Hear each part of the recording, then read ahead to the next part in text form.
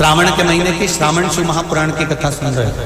एक बात दिल से बताना, जितनी सौभाग्यवती माताएं होती हैं ये संक्रांति पर भी 13 चीजें दान करती हैं, 14 चीजें दान करती हैं। बीच में कोई 16 सोमवार का उद्यापन करेंगी तो भी सुहाग की सामग्री देंगी, उद्यापन करेंगी तो भी सुहाग की सामग्री देंगी, कोई कार्य करेंगी तो भी सौभाग्य की सामग्री देंगी। सौभाग्य की सामग्री का दान क्यों किया जाता है? सौभाग्य सूचक वस्तुओं का दान क्यों किया जाता है? सौभाग्य की वस्तुएं क्यों प्रदान करी जाती है, क्यों दी जाती है? उसका कारण क्या है?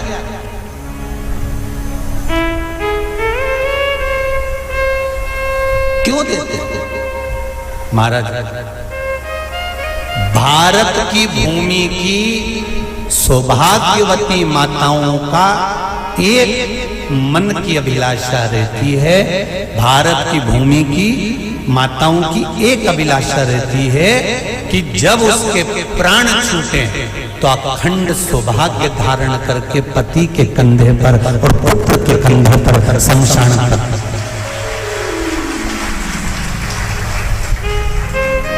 ये भारत की भूमि की माताओं की सोच है, उनके मन का संकल्प, उनके मन का भाव।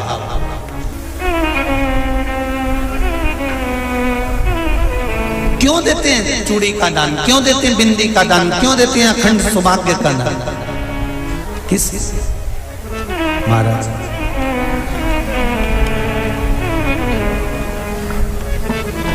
मेरे हाथों में भर भर के चूड़ी रहे,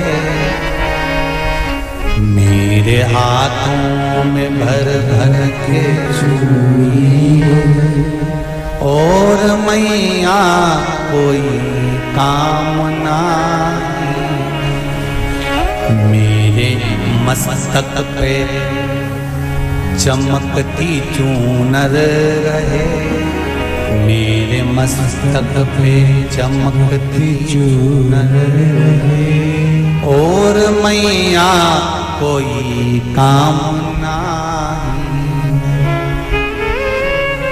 मेरी मांगों में भर भर के सिंदूर रहे, मेरी मांगों में भर भर के सिंदूर रहे और मैया कोई कामना नहीं, मेरे पाँव में बिछुड़ी का जोड़ा रहे, एक बिछुड़ी नहीं, कितनी? 2, 3, 4, 5, एक एक पाँव में जोड़े से बिछुड़ी होना चाहिए, केवल एक नहीं, सिंगल नहीं। वो तो आजकल का फैशन हो गया महाराज, जो केवल एक बिछुड़ी धारण कर लो उसी में फैशन दिखे। श्रावण की शिव महापुराण की कथा कहती है जब बेटी को विदा करा जाता है और पहली बार बेटी के पांव में जब बिछुड़ी डाली जाती है तो वो बिछुड़ी भी अलग अलग नहीं होती, उस बिछुड़ी के जोड़ को चेन से एक दूसरे से बंधा हुआ होता। बोला सही है कि गलत? जितने आस्था चैनल पर कथा सुन रहे हैं, जितने फेसबुक पर सुन रहे हैं, यूट्यूब पर सुन रहे हैं, सुन लेना कि मेरे भारत की माताओं का जब पाणी ग्रहण संस्कार किसी बेटी का होता है, उसके पांव में जब पहली बार बिछुड़ा पिनाया जाता है, बिछुड़ी पिनाई जाती है, तो वो बिछुड़ी भी एक दूसरे से बंधी हुई होती है, चेन से बंधी हुई होती है। उसको अलग अलग वाली बिछुड़ी शादी के मंडप में नहीं पिनाई जाती। क्यों? जैसे ये बिछुड़ी एक दूसरे से पांव में बंधी हुई है, तुम्हारी जिंदगी अंतिम श्वास तक ऐसी ही बंधी की बंधी रहे, यही बनना चाहिए। वो तो अब माताओं ने थोड़ा सा फैशन चेंज कर दिया, अब पांव में ज्यादा बिछुड़ी नहीं पहनती, गड़ती है, चुभती है, एक बिछुड़ी धारण है। महाराज पर नहीं, बिछुड़ी भी दो हो, जोड़े से। हमारी माताएं, भारत की भूमि की जो माताएं हैं, ये चूड़ी भी हाथ में पहनती है तो जोड़े से पहनती है, बोलो जैसा सही है कि गलत है। एक अकेली चूड़ी माताएं हाथ में धारण नहीं करती हैं। अगर भारत की भूमि की संस्कारित माताएं हैं और भारत की भूमि की सभ्यता और संस्कृति को जानती है तो अकेली चूड़ी नहीं, जोड़े की चूड़ी पहनेगी, 2 चूड़ा डालेगी, 4 डालेगी, 12 डालेगी, पर सिंगल नहीं, अकेले। श्रावण के महीने की शिव महापुराण की कथा, जिसका नाम है श्रावण शिव महापुराण की कथा, ये कहती है कि पार्वती जी ने और गंगा जी ने ये चतुर्मास में जितना सौभाग्य का दान दिया है, उनके बराबर दुनिया का कोई व्यक्ति इतना सौभाग्य का दान नहीं दे सकता जो माता गंगा और पार्वती दोनों दान दे रहे हैं।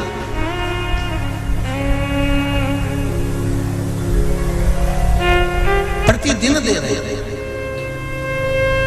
और अब तो फैशन आ गया, तुम लोगों जो सौभाग्य का दान देते हो प्लास्टिक की डलिया में देते हो, पर एक एक पुराण को उठा कर देख लेना, एक एक उद्यापन को उठा कर देख लेना, जितनी तुम कथा तुम्हारे घर में छोटी छोटी कथाओं की पोथियां पड़ी हो उनको उठा कर देख लेना, उसमें नहीं लिखा कि प्लास्टिक की डलिया में सौभाग्य की वस्तु का दान दिया जाता है। उसमें लिखा है बांस की पिटारी में, बांस की डलिया में सौभाग्य की वस्तुओं का दान दिया जाए। क्यों? क्योंकि बांस वंश की वृद्धि करता है, बांस सौभाग्य की वृद्धि करता है, और बांस अखंड सौभाग्य, जैसे बांस का पौधा बढ़ते चले जाता है, बढ़ते चले जाता है, उसी तरह बांस की डलिया में जब दान दिया जाता है, बांस की टोकनी में जब दान दिया जाता है, तो ये भाव रखा जाता है कि तुम्हारा सौभाग्य ऐसे ही बढ़ता रहे। पर अब थोड़ा सा फैशन चेंज हो गया तो प्लास्टिक की डलिया, पर प्लास्टिक की नहीं। तो गंगा मैया और पार्वती मैया चतुर्मास के अंतर्गत जो त्योहार पड़ता है, चतुर्मास के अंतर्गत जो व्रत पड़ते हैं, ये किसी दूसरे के नहीं है। तीज का व्रत माता पार्वती का, छठ का व्रत माता पार्वती का, चतुर्थी का व्रत माता पार्वती का, ये सारे व्रतों की शुरुआत गंगा और पार्वती ने अपने बल से। बोलो हर हर महादेव। ये अपने बल से बनाना, अपने बल से।